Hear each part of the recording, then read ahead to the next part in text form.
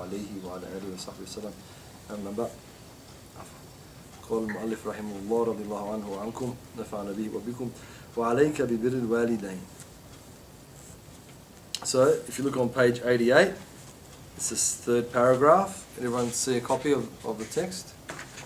It says, be loyal to your parents. So Imam, he's using the word bir because that's what Allah subhanahu wa ta'ala talks about. That's what al-Haddad talk about, that it's an obligation for a person. Bir is defined as basically, if you want to look at the most broad meaning of the word, it's everything that's good, basically. Everything that's positive. So in other words, in your relationship with your parents, it has to always be a positive relationship, and you have to act towards them in a positive manner. I mean, it's a pretty all-encompassing type word. Be good to them, be excellent to them, whatever. It's a bit of a difficult word to define specifically in my understanding of the English language anyway. But that's basically what it means. That all positiveness belongs to your parents. فَإِنَّهُ مِنْ أَوْجَبِ الْوَاجِبَاتِ وَإِيَّاكَ عُقُوقَهُمَا. He says that, for this is the most certain duty. Beware of severing your ties with them. So he says that here min awjab al-wajibat. This is a balagha. This is a eloquent way in Arabic of not only speaking but at-ta'kid. It's an eloquent way of it's an emphasizing statement. So he says that it's awjab al-wajibat. So it's the most obligatory of obligations, if we were to say it, is that what it says in English? And for this is the most certain duty. So it's the most obligatory of obligations. So he's emphasizing it in an eloquent way in the Arabic. أوجب الواجبات وإياك وعقوقهما. Now in the English he says beware of severing your ties, but that's not what عقوق means. Al-iq or al-uq means to go against. So don't go against your parents. Difficult one sometimes, but that's the reality. That's the reality of our faith. And there are reasons behind that when we come to the verse.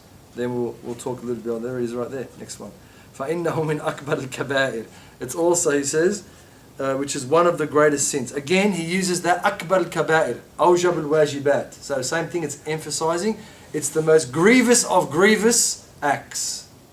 Akbar al-kaba'ir, not grievous, the grievous of grievous. So worst of the worst of acts is for someone to go against their parents, to make their parents' life difficult, to rebel against their parents, to do things their parents don't want them to do, basically. And then now the reason why is going to be shown here. وَقَالَ تَعَالَى وَقَالَ رَبُّكَ أَلَّا تَعْبُدُوا إِلَّا إِيَّاهُ وَبِالْوَالِدَيْنِ إِحْسَانًا. And then in the وَالْآيَةُ وَالَّتِي بَعْدَهَا وَقَالَ تَعَالَى أَنْ اشْكُرُوا لِي وَلِوَالِدَيْكَ. So there's two verses there that he's quoting, the Imam. He says, God the Exalted has said, your Lord has decreed that you worship none other than Him, subhanahu wa ta'ala. That's the decree of Allah. That's what Allah subhanahu wa ta'ala has, وَقَضَى, that's His decision, subhanahu wa ta'ala. Most exalted and glorified is He. And treat your parents excellently. He says, if one or both of them attain old age and old age with you, say not fee. وَلَا تَقُلْ لَهُمَا أُفٌّ وَلَا تَقُلْ لَهُمَا أُفًّ. Fi. Is that what it is?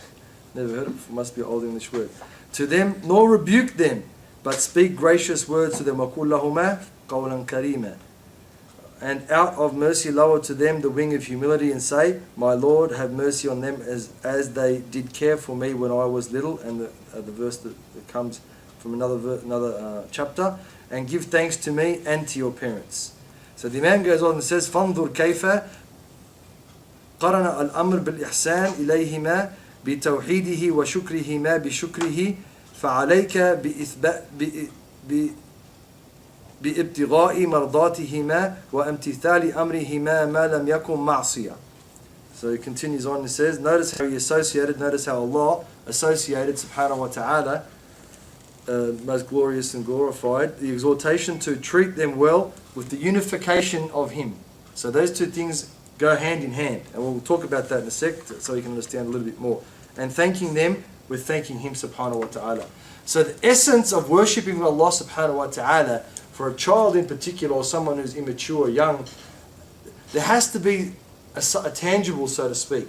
So to speak. So little kids always asking why, and they want to know the answer to things. They're exploring the world, they're exploring their own intellect, they're exploring their own spirituality, whether they understand that or not.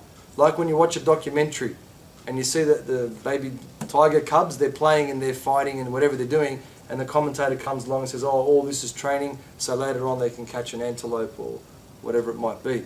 So it's no different for a human child in terms of our purpose in life. The animals got their purpose, hunt and eat and whatever else it is, and we have our purpose being what? Alright, to worship Allah.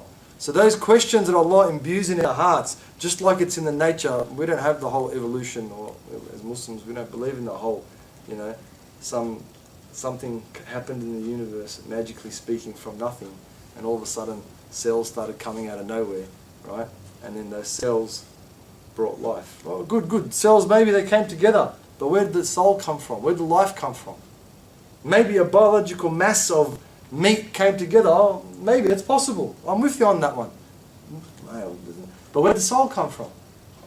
Where's the soul? Where's the tangible? Where's the physical definition? Where's the width, the height, the smell, the weight of the soul? Where does it exist in the body? Tell me where it exists. Oh, don't know. It doesn't exist. Well, how does it not exist? When a person dies, what happens? Soul lives.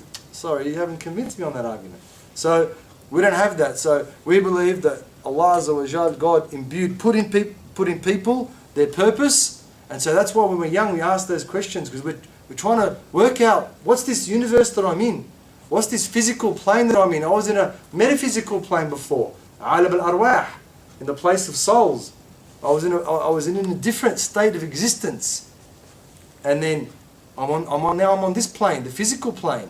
What's going on? Where do I fit into this? What's going on around me? How do I work out what the meaning of all these different things? So we believe that it's an innate state that we have, and each one of us, whether we're climbing mountains or diving into the depths of the ocean or jumping out of planes or driving cars very fast or whatever other activity people do to try and find meaning to their lives, that those activities in their maybe we might say that their extremeness, they're in reality a person trying to find peace.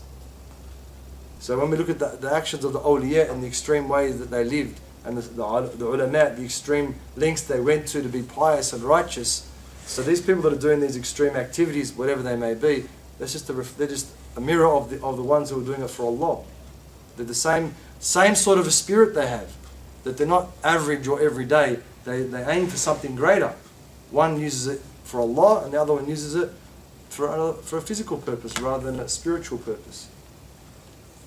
So at that early stage, one needs an authority. One needs a training, so to speak, in order to get to the stage of not only worshipping Allah, but obeying Allah subhanahu wa ta'ala.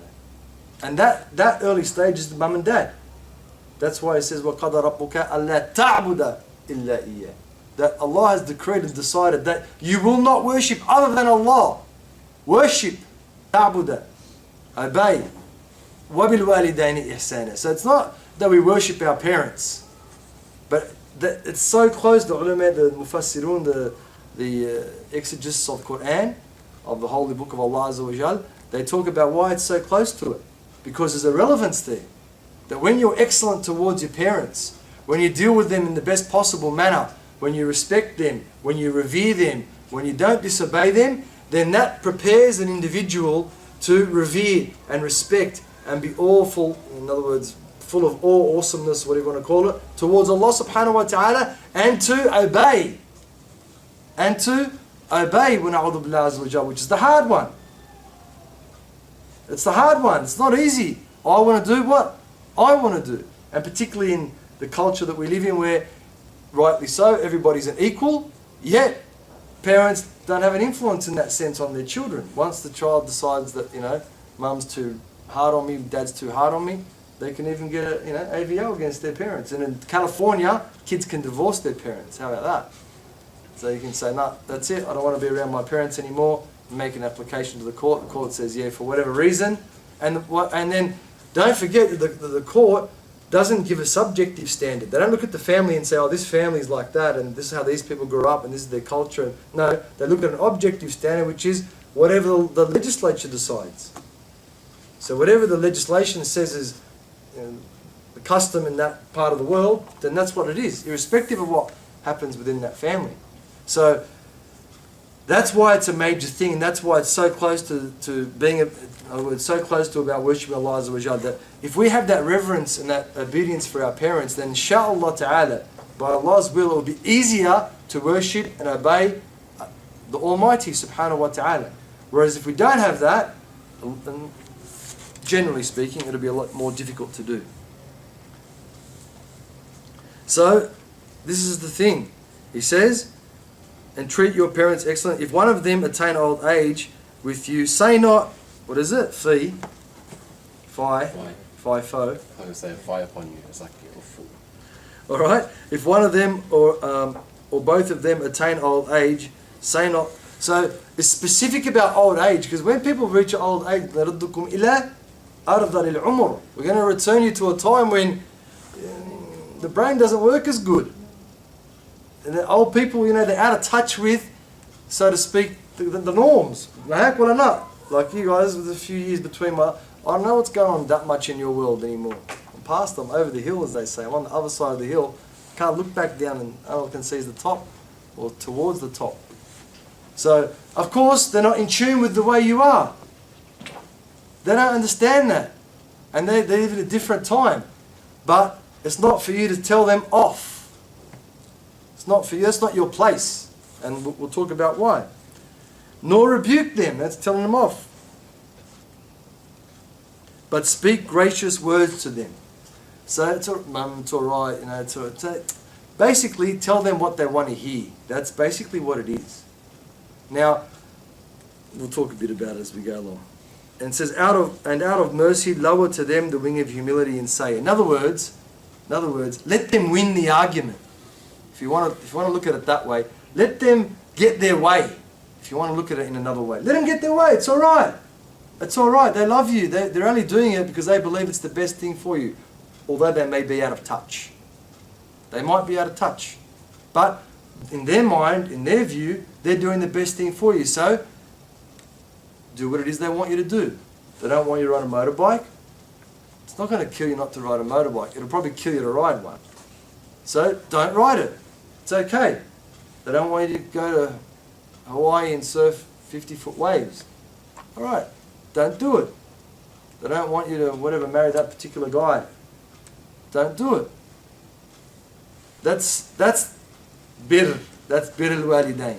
Okay, under conditions. There's conditions to all these things. All right, and say, my Lord, have mercy on them, as they did care for me when I was little. That's why you owe. No matter what anyone tells you, no matter what the TV tells you, no matter what The Simpsons tells you, no matter whatever's going on, what is it, Family Guy and Bob's Burgers and whatever else, no matter what they tell you that dad's dumb, he's not dumb. And that mum's whatever, she's not whatever. Right? You owe. You got to pay the piper. The Pied Piper, when he came to the kids, that's where that saying comes from. You got to pay. You owe. Isn't it that if your friend buys you a meal, now let's look at the reality of it. If your friend buys you a meal, don't you feel indebted to them? Yeah or no? What your parents have been feeding you for how many years? How many years have they been feeding you for? How many? Yeah, alright. Years and years and years. Alright? Your friend gets a hotel room and you stay in the hotel room for a night. How do you feel? Indebted or not indebted? They've been putting a roof over your head for how long? Your friend gives you $100 for whatever it is, Eid. Okay? In an envelope. Ooh, $100. Never going to forget that. Parents have been spending on you, buying you clothes, bedroom suites, shoes, electronics, putting you through school. For how long? For years and years and years. And they ever say, pay me back? No, they never said it. But you're indebted. Whether you realize it or not, you're indebted to your mum, you're indebted to your dad. And further than that, when it comes, that's the financial things with dad. But what about your mum? How many years, how many months she carried you in her womb? Then there's childbirth, and whoever's gone through it or going to go through it, and whoever's involved in the industry, they understand what it means to have a child. And then what happens after the postnatal stuff? Then waking up in the middle of the night. How many times you speak to a lady that's had a child? Even the dad can't sleep. The mum and dad, both of them haven't slept for how long? How long did that go on for? Years. Years it went on for. Crying, worrying about you. Did you have enough to eat? Are you cold? Are you warm? Are you too hot? Can you sleep? Are the mosquitoes bothering you? Whatever, how do you like your food? You want to cut the crusts off the sangers? Whatever it is. She's worrying and fussing about you for how long? She still is now, no matter how old you are. Still worried, or she doesn't sleep up if you're one of those people. She stays up all night waiting for you to come home so she can feel relaxed, so she can go to sleep, because mum's worried. That's what they do. That's their job. That's their job description. So you owe. You owe. Guess how long you owe for? Either they die or you die. If they die, you still owe. If they die, you still owe.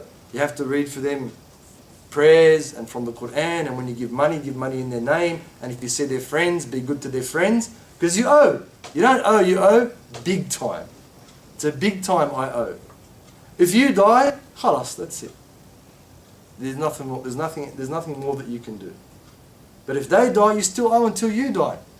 That's how it works. Like it, don't like it, Islamically or not, that's the reality. That's the reality. Someone who just happened to be your mum or dad, they looked after you all those years. They did what they sacrificed for themselves so you could be, so you could achieve.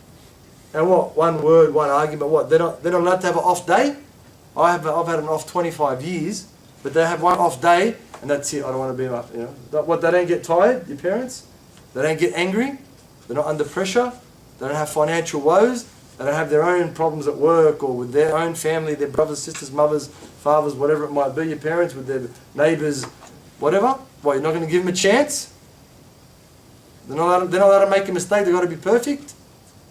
No one's perfect in this world. Alright? So that's why we, all of us, me, you, anyone who has parents, which is everyone, owes. And that's the reason behind it, that it teaches us how to worship Allah Azza wa Jal. And then the Imam brings it close. He says, notice how Allah Azza wa Jal associated the exhortation to treat them well with the unification of Him. In other words, you want to be good with Allah, you've got to be good with your parents.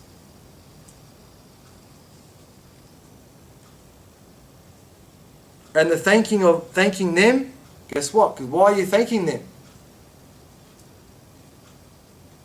Why? Because you owe. Right? You owe them. They got one up on you, or millions up, or billions up on you. You're not going to pay them back. Sorry. It doesn't happen. When the time of the Prophet ﷺ, a man had his mum on his back, and he was doing tawaf. And then he asked, Ya Rasulullah, did I pay back my debt to my mum by taking her around the Kaaba at the holy mosque in Mecca? And he said, not even one contraction. All what he did, carrying his mum on his back all the way around, not even one contraction. So how much do you owe? How much do I owe? How much do we owe? Big time. It's a huge debt. It's a huge debt. So, we thank Allah, and we should thank our parents because of the sacrifices they made. Like your dad, he likes to work 60 hours a week. Your dad likes to wake up at 5 o'clock in the morning. Was that his dream when he was 16? Wake up 5 o'clock in the morning and go and whatever, lug logs or, I don't know, break bricks or something, just, you know, whatever, dig holes or whatever it is. Is that what he wants? Was that his dream? Is that what he thought about when he was, you know, that's my goal in life? Why is he doing it? Right, exactly. To care for and provide for his family, wife and child in that case. Okay, so we have to appreciate that. And the question is, how often do we appreciate that? Okay, in times when things are bad, we're quickly to say mum is like this and dad's like that. But when things are not bad, when do we ever come up to our mum and kiss her and say, I love you mum, thanks for everything you've done for me? Except for the second Sunday in May. Or when do I come to my dad, except for the first Sunday in September? Say, Dad, thanks. I owe you, Dad. Thanks for what you've done for me.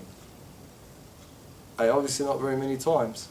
So therefore, how am I being grateful to my parents? And the one who is ungrateful to people is ungrateful to Allah. Whoever's ungrateful to the people that have helped one through life is ungrateful to Allah. And the top of the list is mum and dad. They're right at the top of the list. So they're the things we've got to keep in mind.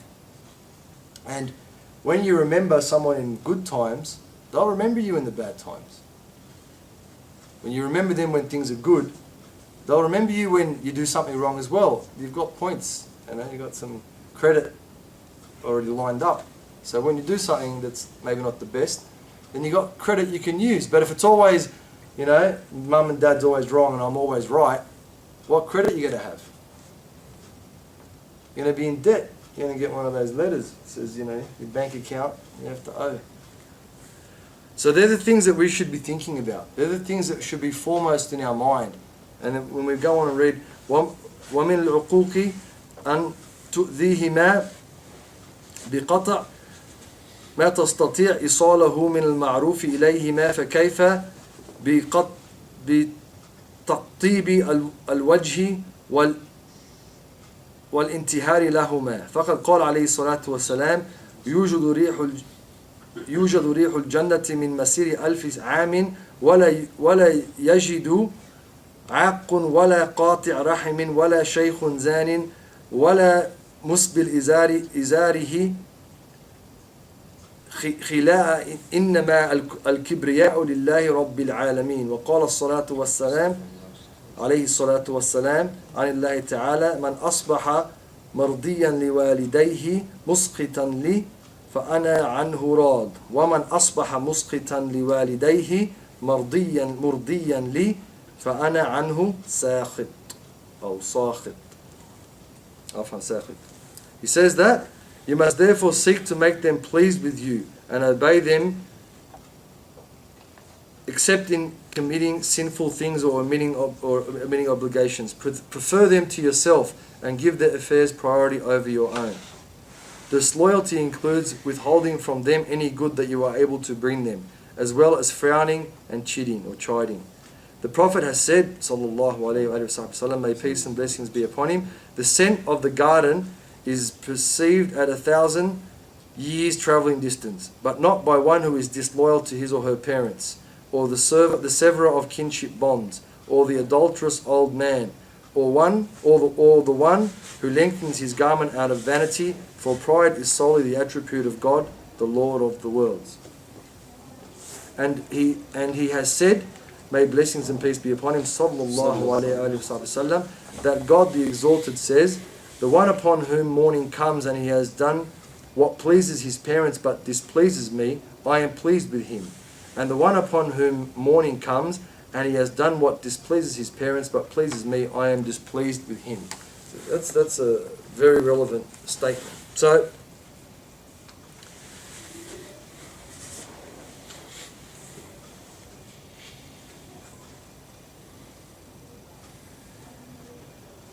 So what he talks about basically in those two paragraphs that we read is preferring one's parents over oneself. So basically being selfless. And again, this goes back to the worshipping of Allah Azza wa Jal, because the truly obedient one, the one who is truly obedient to Allah, the one who truly has taqwa, what is it they're preferring to themselves? Allah. Right? Allah and the word of Allah and the order of Allah. They're preferring the one who's a true servant of Allah, Abd of Allah Azza wa Jal, the true seeker of Allah, of God. They're preferring what God prefers over what they prefer. So all this is training. Preferring what one's parents prefer over what one prefers. It's the training to get to that stage. The training to get to that level. And that's what pleases Allah Azza wa Jal. وَيَأْثُرُونَ عَلَىٰ أَنفُسِهِمْ وَلَوْ كَانَ بِهِمْ خَصَاصَةٌ, he says, Allah subhanahu wa ta'ala. One who prefers others over oneself, even though they're in need. So if you're in need of something, it doesn't happen these days, but back in the day, and it used to happen. Back in the day, as from the meaning of that verse, that some guests came to Medina al-Munawwara, and the Prophet of Allah, there was not quite a famine, but there was difficulty with food, and the Prophet of Allah ﷺ said, who will take these people as my guests? And so one of the Sahabis said, bring them back to my house. So there was only a little bit of food, only enough just for a couple of people, but they put the kids to bed. Firstly, what they did, they started boiling water so the kids thought there was food until they got so tired they slept. And that there was only enough food for one person really. And they got the guest, they turned down the oil lamp, and the guest was on one side, and they were on the other. They were pretending to eat while the guest was eating. So they preferred another over themselves. And then God told the Prophet of Allah, he said, that's what made him happy. This is my ummah, these are my community, these are my people, these are my true followers, he said, So that's an example. How many times have we preferred our parents over ourselves? And this is what it is. You made an appointment, not really an appointment, it's a date, whatever it is, with your friends. I'm going to go see you here. What are we going to do? Nothing important. Just hang out, isn't it? Do we ever do anything really important with our friends? Rarely. Unless it's surfing, that's pretty important. Other than that, nothing's really that important, right? So, unless we might be going to a class or whatever the case might be, doing something, just joking around, so maybe going to a class or going to pray in the masjid, in the mosque or whatever it might be, okay, that's very important. Okay, but then when we've been in that situation, going to meet our friends, have a coffee, have whatever it is, and then mum or dad, generally mum, says, I want you to do this. And you're like, Mum! Isn't that what you say? Oh, Mum! What do you mean? I've got an appointment with someone else. So when you prefer your parents over yourself, that's the elevation of status. That's the beginning of the elevation of status, because it crushes the ego. It crushes the lower self, and it elevates the soul and elevates the spirit. And as the hadith that we heard, that the Prophet said, that Allah says that whoever makes their parents happy but they make Allah angry, Allah is pleased with that person. And whoever makes Allah happy but makes their parents angry, then Allah is not pleased with that person. So you're fasting, you're praying, you're reading Qur'an, whatever, but you have a terrible relationship with your parents. Allah doesn't want that kind of worship. Allah prefers the worship of where you are looking after your parents. You're looking after the needs of your parents. You're not giving them a hard time. You're not in their face yelling at them. You're not carrying on with regards to them. That's so. It doesn't mean that if you're not praying, not fasting, but it's a point. Allah is making a point in that. His pleasure is with you. Right? Because he's tied it in that verse. In the verse he says, worship Allah and be excellent towards your parents. So they can't be broken. So in other words, don't think that, you're worshipping Allah, you can do whatever you want. Don't think that, you know better than Allah, that my parents are off track, they're not the best Muslims, or they're not the best people, or they're liars, or whatever, so I can do whatever I want. Don't think that, because that's not what Allah wants. Allah wants you to take care of your responsibility to Him, subhanahu wa ta'ala, as much as He wants you to take care of your responsibility, fulfill your responsibility towards your parents. Alright, so, it's hard. It's really simple, but it's really, really hard, because especially we're entitled. In the society we grew up in, we're entitled. What's different? Me and my dad were the same. Says who? That's not what Allah says. Not what the Prophet says. Maybe that's whatever says, someone else says, or some government, whoever it might be, says that. And how about this one? One time the brother came and he's like, Shaykh, me and my dad went into business. We opened the business with $50,000 each. After a few weeks, my dad took the $100,000 and he's gone. I said, well, what are you going to do? He said, what can I do? I said, well, you can, if you want to do a court case, you can, like a civil law court case. I said, but in the Sharia, in Islamic law, what the Prophet said, Anta wa malak li abik. You, your person, each one of us, we are the property and the possession, us and our property are the possessions of our fathers. So, Islamically speaking, in an Islamic court, if he was to take his dad to court, he would win the case, but he would not get any money. That $50,000, if his dad took it, if his dad took the $50,000, that's it. Allah will judge him. And the other one is bil qisas. The qisas is retribution. If someone kills someone. So if anyone kills anyone, the family of that person can ask for retribution. In other words, the court to make a judgment if that person's guilty, and they'll be killed. There'll be corporal punishment, a death penalty in other words. Except if a father kills his son or his daughter. He'll be guilty, but there's no death. The father cannot be put to death because he's the asl, and the other one, the child, is the fara. The father is the reason why the child came into existence is because of the cause for the child to come into existence is the father. And if you give someone a gift, or anyone gives anyone a gift, you can't take it back. But the father can take the gift back from the child. That's the reality. That's the reality. Hey, we're all looking confused like, what? What do you mean? But, you know, I'm an Aussie. I've got rights here. There's no retribution, but he still gets judged for it, right? He cops the judgment and he's guilty, but no one can take his life. They still get tossed about that. Like. Yeah. In the law, when he gets to Allah, it's a different story. We're talking about the rules on this earth, so we can realize the enormity of our parents. That's how significant they are in our lives. So the 50 grand that he took off his son, he's gonna be questioned about it. On the day of judgment, he'll be questioned about it, no doubt. Because you can't. There's no oppression. You're not allowed to oppress people. Right? It's oppressive what the father did, but because of he and his possession, the son and his possessions belong to his dad. That's it. And maybe we're never going to understand this until we become parents, especially if you're the dad. Maybe you won't understand these hadith until that time comes when you have a child. And the rahmah is to the mum. The Prophet, what did he say? They said, Ya Rasulullah, who is the person that I should be friends with the most? And he said, your mum. He said, what about after that? And the Prophet said, your mum. He said, what about after that? He said, your mum. He said, what about after that? He said, then your dad. So it's a different relationship. The relationship with your dad is I hear and obey. And the relationship with your mum is, look, go back to what we just said, to fuss around her. Fuss around her. That's what she wants you to do. Fuss, and she cries and she yells and she tells you off. No worries, mum. Blah, blah, blah. No worries, mum. And mums do that. We all know, like, when mum was angry back in the day, just come and take it out on you for no reason. If he's doing something totally, harmless, and then she comes around the corner and just tells you off. That's how, whatever. She's venting. And you're her daughter or son and she's venting on you. So, as a good child, you take it.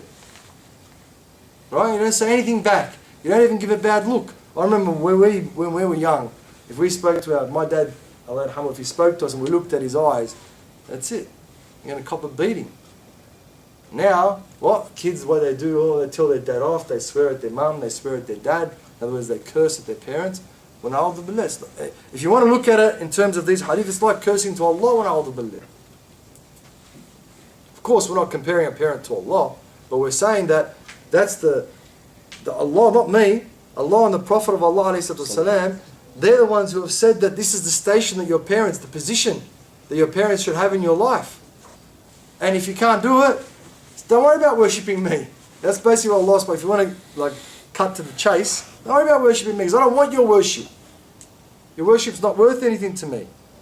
So if I kill my son, am I still put to death or do I get away with it? No, you will. In this world, you won't be put to death, but you'll be guilty. You'll be known as a murderer. What's the punishment? There's no punishment.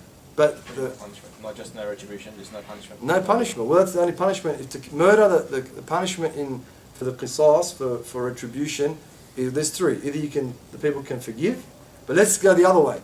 If someone was to kill me, for example, it would be my father, Allah yarhamhu, if he was alive, he would be the one to either forgive that person, to ask for a compensation, or to ask the court to find that person guilty and put that person to the death penalty.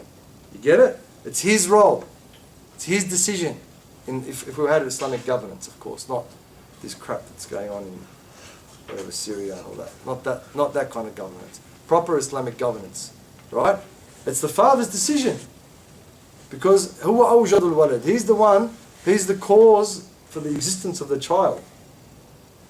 And he has the responsibility in the family, going back to the, kullukum ra'. He's the lord of the child. Okay? Pretty much. He's responsible for the child. He makes the decision. And look, it's not, and I know today everyone's equal and all that business, but how come when a child gets born, They take the surname of who? I've not met. I'm sure there's a culture out there that doesn't do that, but all the cultures that I'm familiar with, Christians and Jews and Zoroastrians and atheists, they all do it. Why?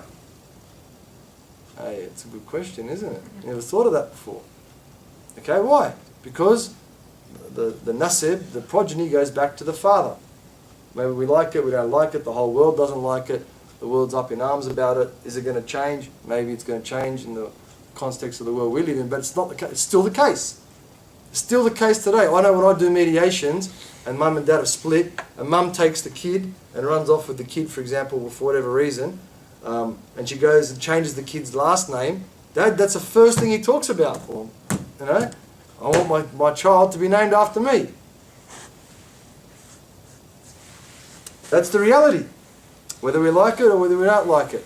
That's the reality. And we have to be able to live by that standard, inshallah.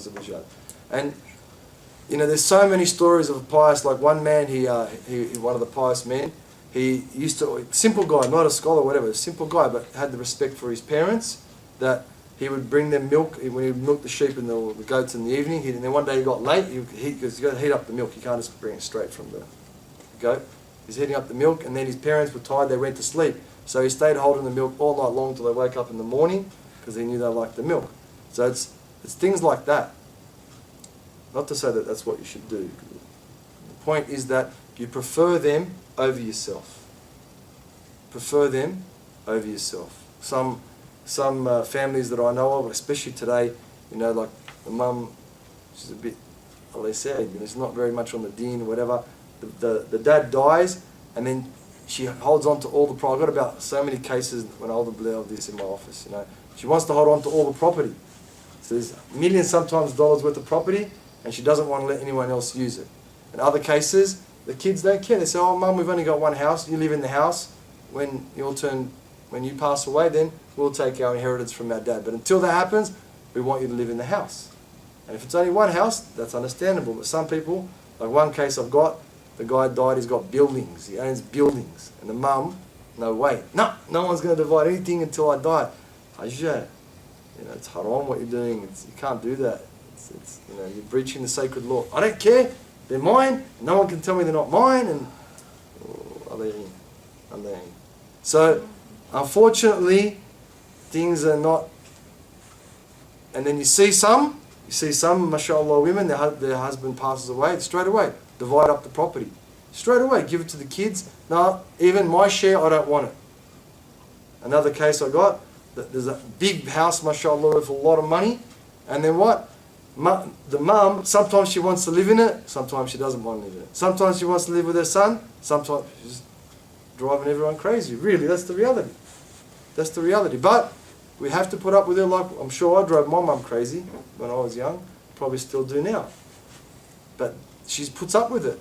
What about us? We can't put up with it for a little while. And this they say, subhanAllah, they say this is the difference between the mum looking after the child when the child's young, and the child after the mum when the mum's old. When the mum looks after the child when the child's young, she prays to God that, Ya Allah, give this child long life. And she fusses around and nourishes the child as much as she can so the child can live. And on the other side of the spectrum, sometimes the child, when the mother is old, or the father as the case might be, saying, Ya Allah, take my parents' life. That's it, that's enough, they're too much of a burden. So that's the difference. All of us, that's our nature. And there have been many pious, one of the pious men, that's one of my favourite stories. There was 3 brothers, and then their mum died, and their dad was a bit senile. We're going to take you to a, because people get senile as they get older. They start forgetting. Now we've got Alzheimer's and Parkinson's when older. All that's, you know, senile, being senile. So the dad was senile. So one of the brothers, who was a pious man, he said to the other 2 brothers, he said, look, either you guys take all the money, right, and I take my dad, or I take all the money and you guys look after my dad. And they were like, that's a no-brainer. We'll take the money, you take your dad. So he took the money. It's all funny. He took his dad, and looked after his dad, and looked after his dad, and looked after his dad, and looked after his dad, until his dad became old. And then his wife, of course, telling him off, why didn't you take the money, why didn't you take the money, why didn't you take the money? Then he saw in a dream that there was in a cave, there was treasure there, went and got the treasure, it was 10 times as much as the money. So that's the type of attitude that we need to have. It's hard. Why? Because it's all about me, isn't it? My life's about me, what I want to do, where I want to go, what I want to say, what I want to wear. And here it is, being burdened when that's how we feel about it, whether we like to say it or we don't, by the responsibility of having to care for one of our parents or obey. Listen to. And that's why Allah subhanahu wa ta'ala doesn't say obey actually. He doesn't actually say obey your parents. Okay? The only one that really is your dad. You have to, there's no question about it. So Sayyidina Umar anhu, when one of his sons married a woman, didn't like her, he said, divorce her. Sayyidina Ibrahim alayhi salam to his son Ishaq, he saw his first wife, he came, because back then they were nomadic, they were nomads. He came to visit his son wasn't there, he didn't tell her who she was. He didn't tell her who he was, Afwan. Came in, how's things, how's the house, oh my husband's such a bludger, my husband's this, oh he doesn't bring enough food, oh, every day it's such a hard life we live, he just complained the whole time. And then he told him, change the atbat al-bab, change the doorway in your house, the tent or the whatever, the stoop. They call it a stoop, like with the door. Whoever's in carpentry will know they build a door. They used to put back in the day they used to put a block, a stone. Yeah, they used to put a stone there. So he said, change. They don't have stones, because they're in tents, but it's the same, because that's the foundation stone, the cornerstone of the house, so to speak. That's why, I don't know if they still do it now, but the old days, if you go to a Federation house, you see in Australia, massive sandstone block where the front door is, that's the cornerstone of the house. That stone is solid, the house is solid. You get me? So if the wife isn't solid, if she's all over the joint, what's going to happen to the house? It's going to be all over the joint. So he left and he told her that your dad says, when you come back, change that part of the door. Right, so the son knew, he divorced her. Then after many years, because they're nomads, each year, each part of the season they travel, like the Sayyidina Ibrahim, he would travel from Sham, from Palestine, through to Egypt, all that area. And he would have goats, and that's how they lived back in the days. They didn't have 100-story buildings where they sat there typing all day and sending emails, no more faxes, sending emails and whatever else. That wasn't around in those days, that's not how people lived. So the next time when he divorced, he got another wife. Same thing, he came, Sayyidina Ibrahim, she didn't know who he was. I'm looking for Isaac, etc., Ishaq, etc. She said, how's your situation, best? And he could see that her situation wasn't very good. They're nomads. Best husband, best manners, best he treats me the best, etc. And he said, tabbit. He said, make firm that part of your door, because he's going to raise a good family. He's going to be good for you rather than bad for you. So if a father decided that and he had legitimate reasons in the Sharia, okay, my dad's not a prophet, your dads aren't prophets. Different. The prophets don't go against, just because dad doesn't like the wife, or the wife stood up for herself against your mum, that's not a reason to divorce your wife. Okay, that's one of the big issues that I see as well in marital situations. The guy's not man enough to stand up for his wife. He's still a mummy's boy. Ya haram. And all the sisters that aren't married, don't get a mummy's boy. You're just going to have, it's going to be hell. It's going to be 10 times worse than the situation now. Because at least your mum and dad, they want the best for you. But if he's a mummy's boy, he doesn't know what the best for you is. He's got no idea. And you're going to hate life. You're going to hate him, hate life, and you hate mother-in-law more than anyone else on the face of the earth. Okay, so he's got to be able to differentiate between the rights of his wife and the rights of his mum and dad. If the dad, and what normally happens is, mother-in-law and wife have a tiff, or they don't get along. Mother-in-law affects dad. In other words, his mum affects his dad, and then he takes it out on his wife. This is a dope. You can't do that. It's haram. You can't do that. Like we said, khussan nisa. He said, give special attention to your wife, because the Prophet even said that they're like slaves. They left their family to come to your house. Treat them kindly. Treat them properly. So be careful of not finding a man, don't get a boy. Find a man that he can stand up for you. And he knows that, mum, that's your business, mind your own business. And in his own house, tells his wife, My mum, you don't interact with her in a negative way. You interact with her in a positive way. And the other thing is, some families, because in Greenacre or in Auburn, you have to live like 2 doors away from your parents, otherwise, you're not a good son. He's always at their house, coming, going, Yaki, if you wanted to eat your mum's food, why'd you get married for? Why'd you get married for? Or another couple, they've made plans, whatever, mum rings up, drops all his plans, goes for a random barbecue at his parents' house. Laham mishwir. Yaki, you can't do that. You made a promise to your wife. Tell them, yeah, all right, I'll come later. I'll be there later on. That's why it's not obey. You see the difference? See the difference? If you're in the house, sorry, that's not the case. If you're married and out of the home, if you're the wife, here's the other thing. If you're the wife, right, if your husband comes before your mum and dad now. It's another massive issue that's out there. Another one. All of a sudden she's married, she still wants to listen to what her mum tells her. Stay home. Stay home, it's easy.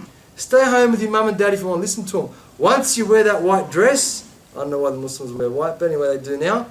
But it's not a Muslim tradition, it's a Christian tradition about, purity and virginity and all those types of things. This shouldn't be any doubt with us, I don't know what it is. Anyway, different story for a different time. Okay, once you go and do that and put the ring and sign on the dotted line, it's over. That's it. No more running back to mummy, no more running back to daddy. Work it out with your husband. No more obeying, it's muddled, it's a disease, it's a virus. If the husband and wife can't get along together, how are they going to have a happy marriage? If they can't keep secrets between themselves, how's their love going to flourish? How's the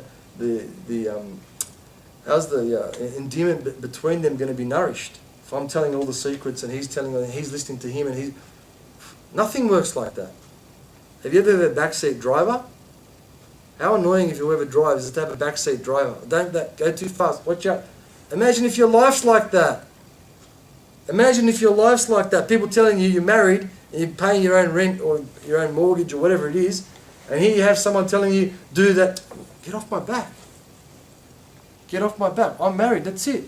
My wife, you've got nothing to do with her. My husband, you've got nothing to do with him. Stay on your side of the fence, I'll stand on my... But when it comes to you personally towards your parents, no, it's a different story.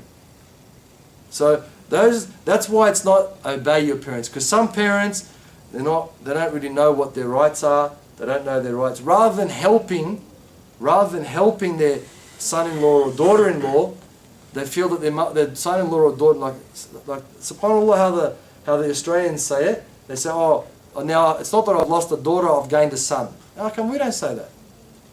Why don't we say that?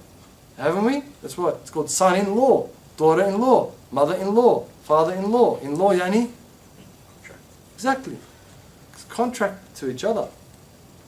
Alright, so that's why it's not obey. If your dad comes to you and says, divorce your wife, you don't have to divorce your wife. There's got to be conditions. Why? Oh, she told your mother, she swore at your mother. Okay, you go home and tell your wife, listen, you can't do that. That's wrong. She's my mother, etc., etc. Or she said, listen, be civil with each other. So that means that you can't go to your in-law, your own parents, every day with your wife. It's not going to work. Not going to work. Because there's issues between them. And unfortunately, when the issues start, very hard to get rid of them. Very hard. That's my experience. Because we're very hard-headed and we're ignorant when I was with Allah. We don't know how to get rid of them. We always have to hold a grudge. Didn't you see the way she looked at me? That's what it is. It's nothing major. Didn't you see when I went to sit down, she didn't get up? Didn't you see? What is it? What? What are you arguing over? Would she steal your money? Would she stab your child or something? Push your toddler down the stairs? That's something to be worried about. But she didn't get up. She looked. I put the food. She didn't eat. She doesn't like my food. She doesn't like me. Maybe she wasn't hungry. Maybe she had a stomach ache. Maybe whatever. She just ate before she came. Maybe no. Doesn't like me because you're not eating my. What are you talking about? And every time it's something little, and it builds and it builds and it builds. To the brothers, be a man. Be a man. And to the sisters, don't let it get to you. Or even worse, one time the brother came, he goes, my wife doesn't get along with my sister-in-law. So what, Habibi? What are they? She doesn't get along. Big deal. Big deal she doesn't get along. Oh, so it's bitchiness, for use of a better... Who cares? Keep them apart and tell them to both organise themselves. Or the brother-in-laws, It's a competition of who's a hero, and every time they get together, it's nearly a punch-up. What's the matter with you? What's the matter with you? You're in someone else's house, and you try, just because you're the son-in-law, get your act together. So that's why, when it comes to the parents saying divorce or marry, if they don't have legitimate shari'i reasons, in other words, legitimate reasons to ask the child to divorce their spouse, legitimate reasons, then they don't have to divorce the spouse. I don't like her, she's bad for you. One time, the mum brings up, my son, he's getting married tomorrow. Yeah, Hajjah. And I don't want him to marry, he's changed. Of course he's changed. Well, of course he's changed. He was a boy, now he's a man. You were responsible for him, now he's responsible for somebody else. I don't want him to get married. Hajjah, I've got to go, I'm busy. Like, what are you talking about? What are you talking about? So you want to marry him, you want him to give you grandchildren, but you want to still keep him a baby under your thumb? Well, what are you talking about? How's that normal?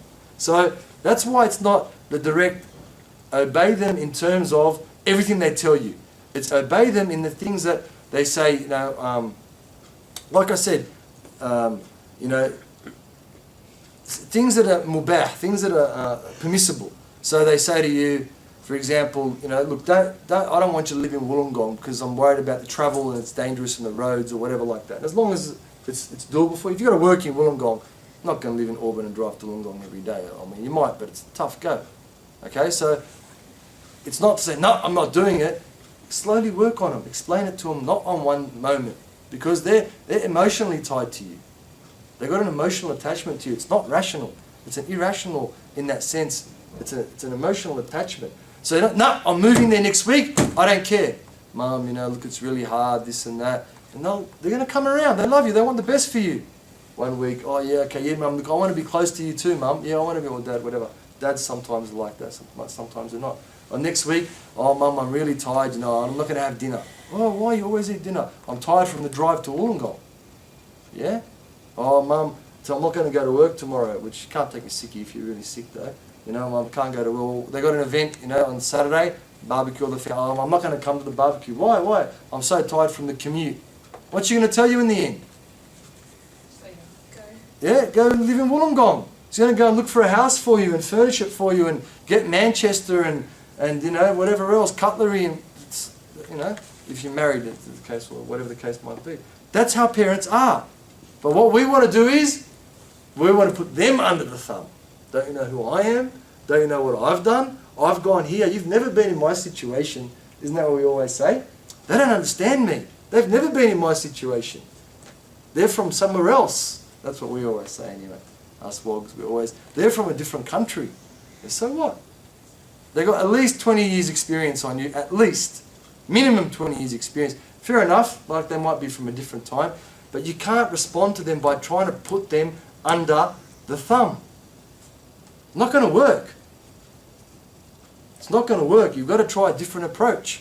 You've got to try an approach where you work on them slowly, step by step, step by step, step by step. So inshallah Azza wa Jal, you can get the rida of Allah, get Allah's pleasure in your life, inshallah, and barakah. Sallallahu alayhi wa sallam. Any questions about any of those things? It's alright, ask questions, but say, I know someone who did this, and I know someone I heard this, that. So you don't put yourself in the thing. Any questions? No, that's good then, alhamdulillah. So that means we're all going to do it, eh? So I'm not going to hear any calls from any of your parents that, Shaykh, my daughter comes to your class, and etc, etc, etc. What about anything else? Any other pressing issues that are on your mind? Alhamdulillah Rabbil Alamin, wassalatu wassalamu ala khayrina wa ala alihi wa sahbihi wa sallam. Ya Arhamar Rahimin, rahmana rahmatika al-wasi'a yaslimuna min hayat ba'd min mat qad aqdamana ala as-sirat al-mustaqim ya Arhamar Rahimin ya muqallib al-qulub wa ibsar qulubana ala dinika ya Arhamar Rahimin. As'aluka an tuwaffiqna lima huwa khayrun lana fi al-hayat wa ba'd min mat wa an tazidana minhu ya Arhamar Rahimin. Ya Arhamar Rahimin, lead the Muslimin ila dinika rabdan jamila ajilan ya Arhamar Rahimin. Ya Allah, you ask to forgive us and forgive our sins and elevate our status in this life and the next life. Ya Allah, ask you to protect us from all the fitan, all the difficulties, all the trials and tribulations that are out there, Ya Allah. Ya ask you to make us the people that turn to you in all situations, in good and bad, and those people, Ya Allah, that are excellent towards their parents and that obey their parents in all those things that are permissible to obey their parents in it, and those who truly revere and respect their parents, Ya Allah. Ya Allah, we ask you to make us of those people that are near to you in all situations, and near to you firstly by being good with their parents, Ya Arhamar Rahimeen. Ya Allah, we ask you to make sure those people that guide others to righteousness and truth, Ya Allah. Ya Allah, we ask you to bless this gathering and those who attend this gathering and those who facilitate the happening of this gathering, Ya Allah. We ask you to have mercy on those that have passed away from the Muslims during this week, Ya Allah. Elevate their status and give them nearness to the Prophet of Allah, alayhi salatu wassalam. We ask you, Allah, to elevate the status of our Shaykh and to give them the support they need to overcome the negativity that's out there and guide people to righteousness and guide people to your way and to the way of the Prophet of Allah, sallallahu alayhi wa sallam. Ya Allah, we ask you to guide us and make us a cause to guide those who are around us. بخير ولطف وعافية وإلى حضرة النبي بالسر الفاتحة.